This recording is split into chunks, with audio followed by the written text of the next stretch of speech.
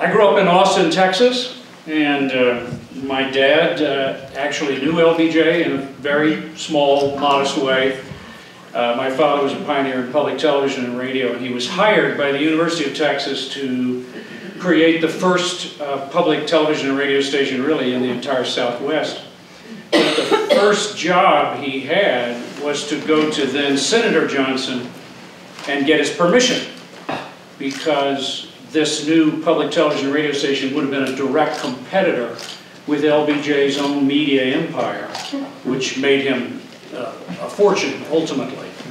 And I'm pleased to say that he not only gave his permission, but of course as president he would go on to sign into law the bill that created public television and radio.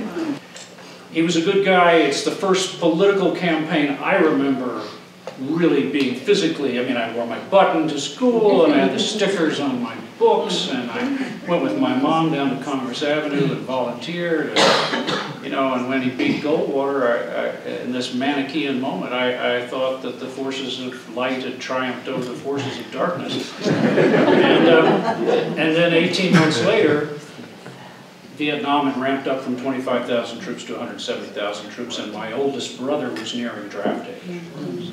And I had a different feeling about it. And then 10 years later, as an artist, a young artist with a family, trying to make a living, beginning to realize that many of the programs whose benefits I shared and depended upon were products of the Great Society, he had a different feeling about it.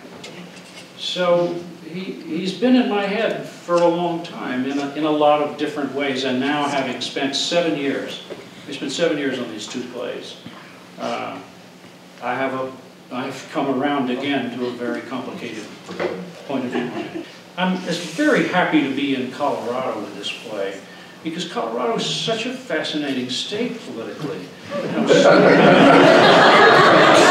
it's my worst character. So I said fascinating. You know, I mean, you seem to be on the cusp in so many ways. You sort of tilt left and stagger right, and it's really interesting. I mean, in some ways, I think Colorado's kind of a bellwether state in terms of how the two parties and their differing views possibly may play out.